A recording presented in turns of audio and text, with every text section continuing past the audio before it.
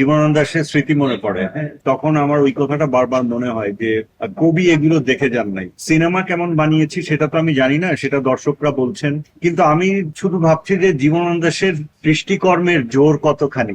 আমি তো আবার মাঝে মাঝে বিভিন্ন রসিকতা মনে ভাবছিলাম যে আইনজীবীদের জন্য আজকে নিশ্চয়ই খুব ভালো একটা শো হতে যাচ্ছে, কারণ বনলতা সেন তো অনুসন্ধানের গল্প, ওনারা অনেক গভীরে ভাববেন, কারণ ওনাদের কাজই গভীরে ভাবা। কেমন লাগছে এটা বলার আগে আমার এসব দেখলেই জীবনানন্দ দাশের স্মৃতি মনে পড়ে। কলকাতায় প্রথমবারের মতো একটা সাহিত্য সম্মেলন হয়েছিল, যেই সাহিত্য সম্মেলনে দুইটা কবিতা লেখা কবিও আমন্ত্রিত হয়েছিলেন। জীবনানন্দ দাশ একমাত্র কবি যিনি, যার অধিকাংশ জনপ্রিয় লেখা ততদিনে ছাপা হয়ে গেছে, তিনি আমন্ত্রিত হন নাই। এখন তার কবিতা নিয়ে বানানো সিনেমায় যখনই এরকম উপস্থিতি দেখি, তখন আমার ওই কথাটা বারবার মনে হয় যে কবি এগুলো দেখে যান নাই। তো যাই হোক, আমাদের ভালো লাগছে এই কারণে যে আমার মনে হচ্ছে যে সিনেমা কেমন বানিয়েছি সেটা তো আমি জানি না, সেটা দর্শকরা বলছেন।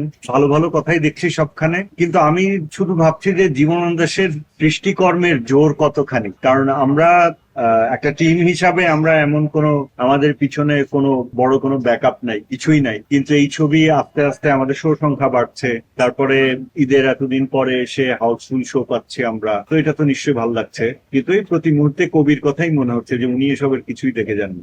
আচ্ছা, আইনজীবীদের কথা বলছিলেন যে আজকে, হ্যাঁ, এটা খুব অভিনব একটা ঘটনা যে সুপ্রিম কোর্টের একটা অনেক বড় আইনজীবীদের বড় একটা সংখ্যায় আজকে উপস্থিত আছেন, ওনারা এই ছবি দেখতে এসেছেন। এবং আমি আস্তে আস্তে ভাবছিলাম যে আমি তো আবার মাঝে মাঝে বিভিন্ন রসিকতা মনে ভাবছিলাম যে আইনজীবীদের জন্য আজকে নিশ্চয়ই খুব ভালো একটা শো হতে যাচ্ছে, কারণ বনলতা সেন তো অনুসন্ধানের গল্প, তো ওনারা নিশ্চয়ই ওনাদের ইনভেস্টিগেটিভ চোখে আজকে সিনেমাটা দেখতে পারবেন এবং ওনারা অনেক গভীরে ভাববেন, কারণ ওনাদের কাজই গভীরে ভাবা। ফলে আইনজীবীরা আজকে দেখবেন, এই জন্য আমরা খুবই এক্সাইটেড যে শুধু আজকে যেমন আইনজীবীরা দেখছেন, গত শুক্রবারে সেন্ট গ্রেগরিয়ান ফাউন্ডেশন থেকে দেখেছে, এরকম বিভিন্ন পেশাজীবীরা এখন দল হয়ে সবাই একত্রিত হয়ে ছবিটা দেখছেন। এটা আমি খুব ভাবতাম যে বনলতা সেন কবিতা হিসেবে 91 বছর বয়স হলো, আর জীবনানন্দ দাশের 127তম জন্মদিন গেল এবছর, তো তাহলে এটা যেন একটা জাতীয় সেলিব্রেশন হয়। তো এটা খুবই সহজাত ভাবে, সক্রিয় ভাবে